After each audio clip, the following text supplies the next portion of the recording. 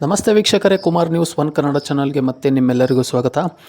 ಕಾಂಗ್ರೆಸ್ಗೆ ಆತಂಕ ತಂದ ಆಂತರಿಕ ಸಮೀಕ್ಷೆ ಅಂತಲೇ ಹೇಳಲಾಗ್ತಾ ಇದೆ. ಚುನಾವಣೆ ಎದುರಾದಾಗ ಸ್ವಾಭಾವಿಕವಾಗಿ ಎಲ್ಲ ಪಕ್ಷಗಳು ಸಮೀಕ್ಷೆಯನ್ನು ನಡೆಸುತ್ತವೆ.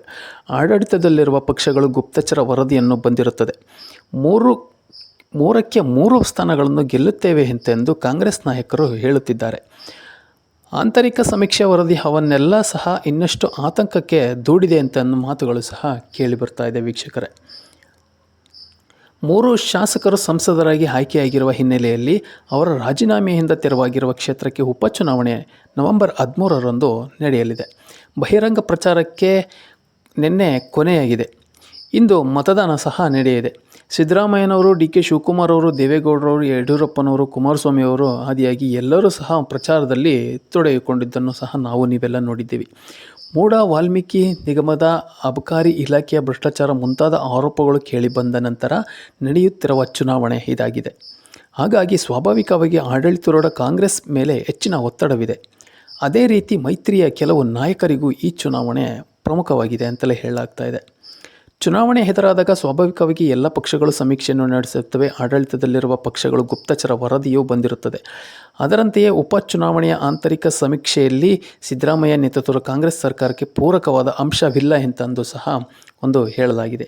ಆಂತರಿಕ ಸಮೀಕ್ಷೆ ವರದಿಗಳು ಎಲ್ಲಿಯೂ ಲೀಕ್ ಆಗದಿದ್ದರೂ ಕೂಡ ಕಾಂಗ್ರೆಸ್ ಚಿಂತೆ ಪಡುವ ಮಾಹಿತಿ ಇದೆ ಎಂತೆಂದು ಕೆಲವು ಮಾಧ್ಯಮಗಳು ವರದಿ ಮಾಡಿವೆ.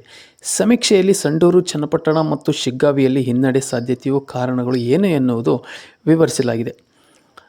ಆಂತರಿಕ ಸಮೀಕ್ಷೆಯ ಆತಂಕ ಕಾಂಗ್ರೆಸ್ಸಿಗೆ ಮೂರಕ್ಕೆ ಮೂರು ಸ್ಥಾನಗಳನ್ನು ಗೆಲ್ಲುತ್ತೇವೆ ಎಂತೆಂದು ಕಾಂಗ್ರೆಸ್ ನಾಯಕರು ಹೇಳುತ್ತಿದ್ದರೂ ಆಂತರಿಕ ಸಮೀಕ್ಷೆ ಅವರನ್ನೆಲ್ಲ ಇನ್ನಷ್ಟು ಆತಂಕಕ್ಕೆ ದೂಡಿದೆ ಎನ್ನುವ ಮಾತುಗಳು ಸಹ ಕೇಳಿಬರುತ್ತಿವೆ. ಒಂದು ವೇಳೆ ಚುನಾವಣೆ ಸೋತರೆ ಅದು ಸಿದ್ದರಾಮಯ್ಯ ಸರ್ಕಾರಕ್ಕೆ ತೀವ್ರ ಮುಜುಗರ ಸಾಧ್ಯತೆ ಇದೆ ಅಂತಲೇ ಹೇಳಲಾಗ್ತಾ ಇದೆ. ಚನ್ನಪಟ್ಟಣದಲ್ಲಿ ಕಾಂಗ್ರೆಸ್ ಅಭ್ಯರ್ಥಿಯಾಗಿ ಸಿ.ಪಿ. ಯೋಗೇಶ್ವರ್ ಅವರು ಸ್ಪರ್ಧಿಸುತ್ತಿದ್ದರೆ, ಮೈತ್ರಿ ಅಭ್ಯರ್ಥಿಯಾಗಿ ನಿಖಿಲ್ ಕುಮಾರಸ್ವಾಮಿ ಅವರು ಸ್ಪರ್ಧೆಯಲ್ಲಿದ್ದಾರೆ. ಬಿಜೆಪಿ ಮತ್ತು ಜೆಡಿಎಸ್ ನಾಯಕರು ಜಂಟಿಯಾಗಿ ಪ್ರಚಾರ ನಡೆಸುತ್ತಿರುವುದು ಒಂದು ಕಡೆಯಾದರೆ, ದೇವೇಗೌಡರು ಮತ್ತು ಯಡಿಯೂರಪ್ಪರು ಕೂಡ ಪ್ರಚಾರಕ್ಕೆ ಇಳಿದಿರುವುದು ಕಾಂಗ್ರೆಸ್ ನಾಯಕರನ್ನು ಚಿಂತೆಗೆ ದೂಡಿದೆ ಅಂತಲೂ ಸಹ ಹೇಳಲಾಗ್ತಾ ಇದೆ. ನಿಖಿಲ್ ಕುಮಾರಸ್ವಾಮಿ 2 ಬಾರಿ ಚುನಾವಣೆ ಸೋತಿದ್ದು ದಳಪತಿಗಳ ಕಣ್ಣೀರು ವರ್ಕೌಟ್ ಆಗುವ ಸಾಧ್ಯತೆ ಇದೆ. ಕಳೆದ ಬಾರಿಯ ಅಸೆಂಬ್ಲಿ ಚುನಾವಣೆಯಲ್ಲಿ ಕೂಪನ್ ಅನ್ನು ಹಂಚಲಾಗಿತ್ತು ಮತ್ತು ಅದರ ಬೆನಿಫಿಟನ್ನು ಮತದಾರರಿಗೆ ಸಿಕ್ಕಿಲ್ಲ ಎನ್ನುವ ಆರೋಪವಿದೆ. ಈ ಬಾರಿಯೂ ಕೂಪನ್ ವಿತರಿಸಲಾಗುತ್ತಿದೆ ಎಂತೆಂದು ಮೈತ್ರಿ ನಾಯಕರು ಆರೋಪಿಸುತ್ತಿದ್ದಾರೆ. ಯೋಗೇಶ್ವರ್ ಅವರ ಪಕ್ಷಾಂತರ ಅವರಿಗೆ ಮುಳುವಾದರೂ ಆಗಬಹುದು. ಇಲ್ಲಿ ಯಾರೇ ಗೆದ್ದರೂ ಸಹ ಅಂತರ ಬಹಳ ಕಮ್ಮಿ ಇರಲಿದೆ ಎಂತೆಂದು ಸಮೀಕ್ಷೆ ತಿಳಿಸಿದೆ. ಸಂಡೂರು ವಿಧಾನಸಭಾ ಕ್ಷೇತ್ರದಲ್ಲಿ ಕಾಂಗ್ರೆಸ್ಗೆ ಉತ್ತಮವಾದ ವಾತಾವರಣವಿಲ್ಲ ಎನ್ನುವ ಅಂಶ ಸರ್ವೆಯಲ್ಲಿ ಉಲ್ಲೇಖವಾಗಿದೆ. ವಾಲ್ಮೀಕಿ ನಿಗಮದ ಹಗರಣದ ಮತದಾರರಲ್ಲಿ ಪ್ರಭಾವ ಬೀರುವ ಸಾಧ್ಯತೆ ಇದೆ.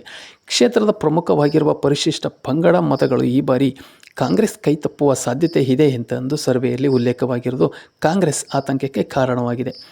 ಆದರೆ ಜನಾರ್ದನ್ ರೆಡ್ಡಿ ಮತ್ತು ಶ್ರೀರಾಮುಲು ಅವರ ಮನಸ್ತಾಪ ಕಾಂಗ್ರೆಸ್ಗೆ ಲಾಭ ತಂದುಕೊಡಬಹುದು ಎಂತೆಂದು ಸಹ ಈ ಸಮೀಕ್ಷೆಯಲ್ಲಿ ಹೇಳಲಾಗಿದೆ.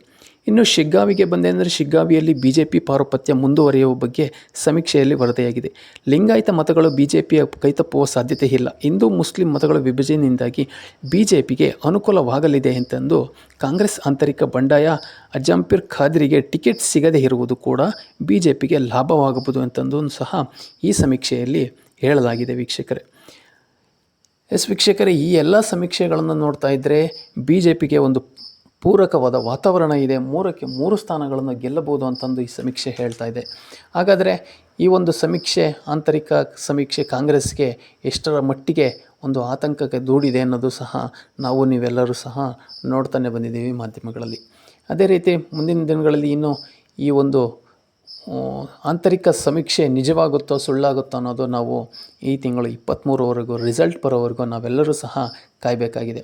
ಇನ್ನು ಸಂಡೂರಿನಲ್ಲಿ ವಾಲ್ಮೀಕಿ ಹಗರಣ ಒಂದು ಪ್ರಭಾವ ಬೀರಿದರೆ ಅಲ್ಲಿ ಖಂಡಿತವಾಗಿ ಮೊದಲ ಬಾರಿಗೆ ಬಿಜೆಪಿ ಬಾವುಟ ಹಾರೋದರಲ್ಲಿ ಸಂಶಯ ಇಲ್ಲ. ಮತ್ತು ಜನಾರ್ದನ್ ರೆಡ್ಡಿ ಅವರು ಕ್ಷೇತ್ರಕ್ಕೆ ಬಂದಿರೋದು ಒಂದು ಬಿಜೆಪಿಗೆ ಸಂಘಟನೆಗೆ ಒಂದು ಆನೆ ಬಲ ಬಂದಂತಾಗಿದೆ ಅಂತಲೂ ಸಹ ಈ ಒಂದು ಮಾತುಗಳು ಸಹ ಕೇಳಿಬಂದಿರೋದು. ಸಂಡೂರಿನಲ್ಲಿ ಭಾರೀ ಪೈಪೋಟಿ ನಡೆಯುವ ಸಾಧ್ಯತೆ ಇದೆ ಅಂತಲೂ ಸಹ ಈ ಒಂದು ಸಮೀಕ್ಷೆ ಹೇಳಿದೆ. ನಮ್ಮ ಮಾಹಿತಿ ನಿಮಗೆ ಇಷ್ಟ ಆಗಿದ್ದರೆ ದಯವಿಟ್ಟು ನಿಮ್ಮ ಅನಿಸಿಕೆ ಅಭಿಪ್ರಾಯಗಳನ್ನು ಕಮೆಂಟ್ ಮೂಲಕ ತಿಳಿಸಿ ಅಂತ ಹೇಳ್ತಾ ಮತ್ತೆ ಮುಂದಿನ ವಿಡಿಯೋದಲ್ಲಿ ಸಿಗೋಣ. ನಮ್ಮ ಚಾನಲ್ನ ಸಬ್ಸ್ಕ್ರೈಬ್ ಮಾಡಿಲ್ಲ ಅಂದರೆ ದಯವಿಟ್ಟು ಸಬ್ಸ್ಕ್ರೈಬ್ ಮಾಡ್ಕೊಳ್ಳಿ ಮತ್ತು ಬೆಲ್ ಬಟನ್ ಮೇಲೆ ಕ್ಲಿಕ್ ಮಾಡಿ.